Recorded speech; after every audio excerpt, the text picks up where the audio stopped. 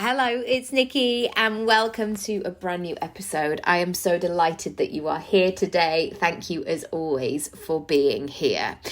An interesting one today, and it's a very, very subtle exercise, but it's very game-changing in terms of where you go next. And this is going to be one that you will slightly have to monitor when you turn up the dial, when you bring it down, but I want you to be really aware of your actions. So here's what I mean. When I was a child, I was very ambitious, and I basically have analysed where this ambition came from. And it's a mix of lots of different things. Firstly, I was really lucky to know what I liked and I had exposure to it. So the first time I did this drama workshop, I was about 4 years old. I was all in. I was like, wow, oh gosh, I want more of this. This has ignited something. I also was allowed to watch a lot of TV. So not a lot, but I was exposed to a world outside my living room. So we always had films and TV. My mum she can play the piano and she's really into all kinds of music. So there was always radio on in the background. And my mum and dad at the time loved going to the theatre, or they still do, but they exposed me to lots of things. Also, because I grew up in a small village, in order to go and actually do an activity, you had to leave the village. So we were always here, there and everywhere. And where I grew up in Lincolnshire, if we wanted to go to the theatre, there were you had to get in the car, but there were lots of options. So you could go to Sheffield or Hull or Leeds or Manchester or Lincoln or Doncaster. Like, there were so many different variations. And I really connected with that, of thinking, oh my goodness, I absolutely want to do that. I also connected very early on with that sense of myself when I didn't feel in alignment. Now, of course, when I was 4, 5, 6 years old, like I wasn't saying, Mom, Dad, I just feel really out of alignment at the moment. I wasn't saying that. But what I was acknowledging was sometimes that doesn't feel good, or I don't want to do that, or I don't really want to go, or that situation doesn't feel like me. And of course, my parents were certainly not at that time like, oh gosh, it doesn't feel like you? Great, we'll stay home and you never have to do anything. It was very much 80s parenting of like, well, it'll be character building, love, so get your shoes on, off we go. And I'm really grateful for that, because it did push me out of my comfort zone and it did build me as a person. But I also knew that the options that were being shown to me, many of them weren't for me. So I knew there was an outside world. So I didn't know any actors, I didn't know any coaches, I didn't know any podcast hosts or speakers or anything like that. And so I guess from an early age, because I was so connected with that instinct and that passion and that ambition, I very quickly realized, oh, I'm going to have to go elsewhere to get what I need. And so bizarrely, I started to plot that very, very early on. And again, I had no idea how I was going to do that. But I did spend a lot of time daydreaming and visualizing and thinking about things and taping stuff from the telly and rewinding it and fast forwarding it and really just taking in every moment. I'd watch the same things again and again and again, and I'd really take in every word. And what then happened was, because, and it's so funny, I've just put my hands on my arms here, because this is like, I mean, this sounds like talk to your therapist, Nikki, but this sounds like inner child work. And I'm sharing this because I know I'm in a safe space here, because maybe you felt like this as well. It's an interesting conversation when adults start to ask you those questions, such as, what do you want to do when you grow up? Or what things do you like doing? And you're in a vulnerable position as a child there, because you might answer in a very innocent, a very authentic way, but the response that you get is maybe not in support of where you want to go. So I learned very quickly to shut my mouth and to really play down my achievements or my ambitions or my big dreams. Because, and I would say it was probably only a handful of times, I made the mistake of answering the question fully. Like, I want to do this, and I want to go to London, and I want to be an actor, and I want to be on the telly, in a really sort of joyful, open, innocent way. And I was greeted with so many adults who would say, what? Oh, all right, love. Like, don't get ahead of yourself, da-da-da-da-da-da.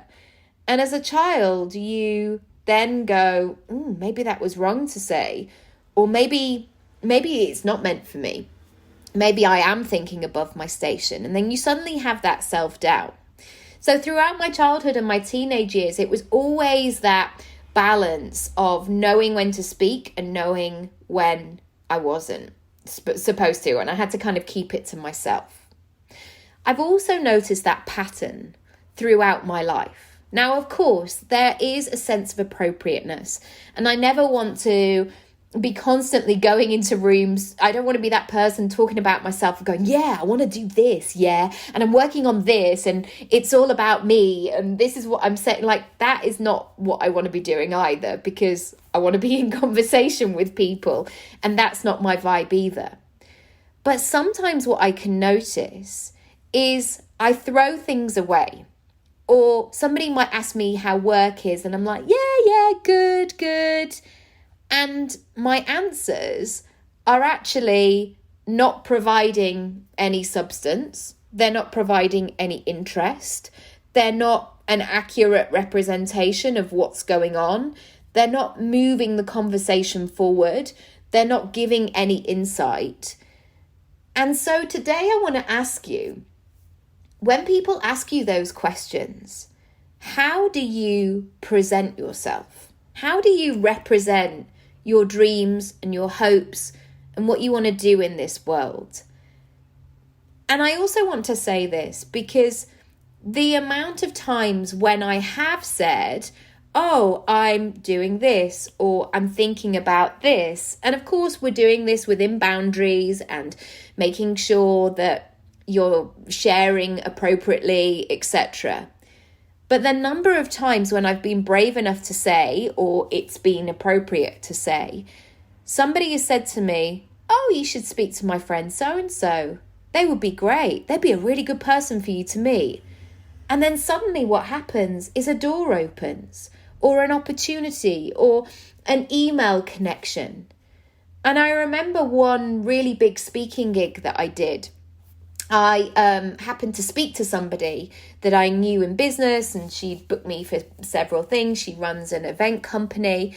And I happened to say to her, oh, you don't know the person who books for such and such, do you? And she said, gosh, that's really funny that you would ask that, because I saw her this morning. Her kid goes to my eldest's school. And I thought, that is so random, and I don't know what possessed me to ask her. But suddenly what happened was that opened a door. It led to lots of work, lots of engagements going forward. And it was really lovely. Now, I know that I live in London, in this city where there's lots of things going on.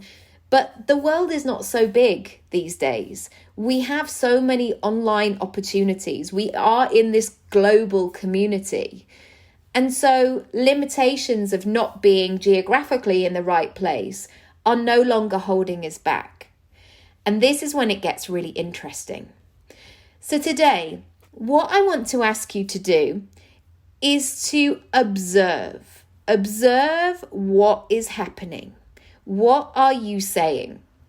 And have you adopted phrases or ways of being that don't belong to you, or aren't accurate, or are not bringing substance. Because I know, of course, we all sometimes want to play down what we're doing. We don't want to be that person where it's like, wow, they're quite full on, or, oh, it's all about them. But really notice what you're saying, because you deserve that seat at the table. You have a lot to offer, and people are looking for you. I cannot reiterate this enough. People are looking for you, because the number of times when I've really kind of sort of warmed myself up to saying, right, okay, I'm going to get in touch with this person, and I feel really scared about cold pitching here, and what if they don't reply, and all of those stories. The number of times where somebody will say, you're exactly what we've been looking for. I'm really glad that you've emailed. I'm really happy that you told me that, because this sounds like the perfect match. It's really, really juicy. So that's what I want to share with you today. Firstly, observe what you're saying, and make sure that you are filling the time, the space with useful value, and really sharing and being honest about what it is that you want. Because that person that you might need to meet next, or that next part of your chapter, it's just around the corner. And please believe me when I say that, it's just the other side. It's almost like when you're on a hike or a big walk or something, going over the hill and not quite being able to see what's on the other side. But you only have to take a few steps and you'll see it for yourself. If any of this has completely inspired you today, completely inspired, for goodness sake, that is a big phrase, but I hope that it has. I want you to do something with it. I would love you to go over to my freebies page, and you can download something for free to get started in your next chapter. As I mentioned, I am now moved house. I am open. I am available. I am ready to help you to take these next steps. So if you've been thinking about it for a while and maybe saying that you're not ready, or you're thinking about X, Y, and Z, now is the time, my friend. So do book one of my pick and mix sessions, and you can find out all the information over on nikkiraby.com/sessions. As always, rate, review, subscribe, all that good stuff. I am sending so much love, and I will speak to you very soon. Go and do something brilliant today. Please, please, please. All right, I'll see you tomorrow.